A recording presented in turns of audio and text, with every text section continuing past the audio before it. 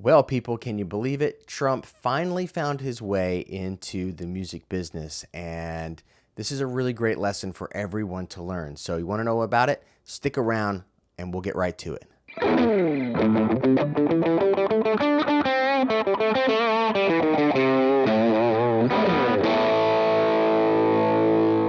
What's up, people? My name is Sweet Deet, and I am so glad you have arrived here at my channel.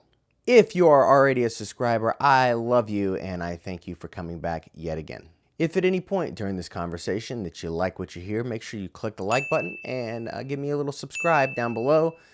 I would really appreciate that. So today we're going to talk about Donald Trump and Neil Young and how Donald Trump's campaign totally screwed up in using one of his songs without asking his permission. But before we do, my returning subscribers know this is the time we talk about the artist of the day in just a few quick moments.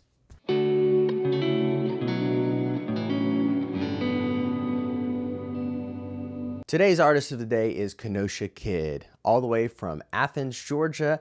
This band has been putting out crazy sonic adventures in record form for decades.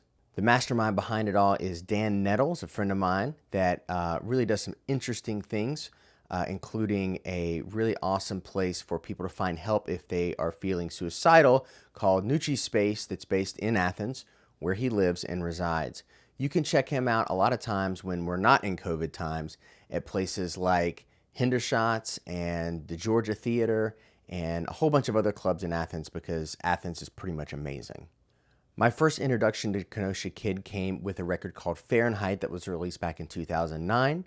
And one of their more recent releases, Missing Pieces, is definitely one of my favorite records they've done to date. So do yourself a favor and check out Kenosha Kid, link in comments. So with that, let's get on to the fight of the ages, Neil Young versus Donald Trump.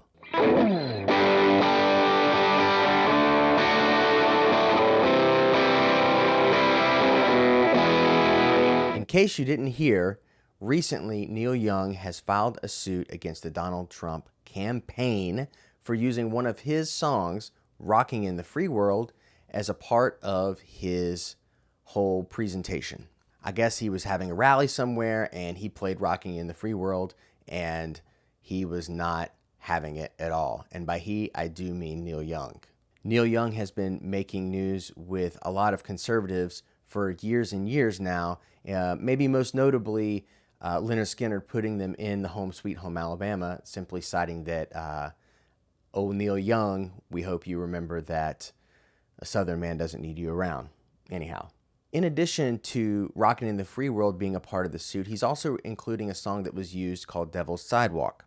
In the suit, Neil describes the use of his songs as a use of divisive, un-American campaign that's based in hate and ignorance. The suit was filed back on August 4th, and we're still awaiting a Trump response. But the real kicker here for us music business folks is, because that's what I like to talk about, is that he did not obtain the rightful permission to use these songs. Every venue pays a BMI or ASCAP performance license so that music can be played in their room. I'm sure that the Trump campaign thought that that was enough coverage for them to start using people's songs without asking permission. And unfortunately, in this particular case, the artist has a real problem with it. Neil Young is claiming that Donald Trump has been using these songs without his permission at many of his events over the past year or so. And in his suit, he's asking for $750 up to $150,000 per instance that his songs was used without being asked. Events such as these usually require a third-party license for people to use their music, but also the Trump campaign really messed up because this was a live video event, and whenever you have a live video event, that requires a sync license to be obtained for the usage of those songs to be performed on live TV. Even if they applied for all the correct licenses, they have to go then to the Neil Young camp and say, hey, Donald Trump wants to use these songs for your campaign. And Neil Young then has the right to say, no, you can't. No, you can't. Obviously, I think it's safe to say that the Trump campaign is probably going to have to pay up And this is probably a slam dunk of a case from the legal perspective of the Neil Young camp. But what's the lesson here? The truth is, you shouldn't be using anyone else's music without having a license. These days with live streams, for example, it's really crazy because the laws are so far behind where we are as a society. And I could also see why a campaign thinking that a venue had a blanket coverage of being able to play songs over the speakers would be enough. But when you're dealing with a figure as controversial as Trump, you'd think you'd want to maybe take an extra step to see who would let you use their songs, right? Obviously, these fines are just a drop in the bucket for probably somebody like Donald Trump, but still, that's gotta suck, right? So far, no word from the Trump camp as reported by Billboard, but I'm sure that something will come of this pretty soon. And when it does, I'll keep you up to date. So again, what's the lesson? Don't use somebody else's songs without asking them first. And while you ask them, make sure you click that like button and maybe hit the subscribe button too.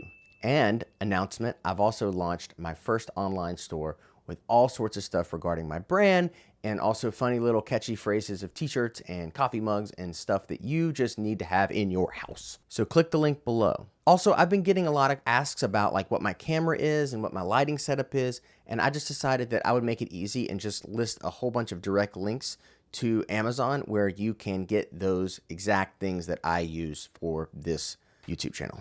So if you're curious about what I'm using, just check out the link. It's literally exactly what I'm using. But until next time, I'm Sweet Deet, and thanks so much for being a part of my channel. Have a great day.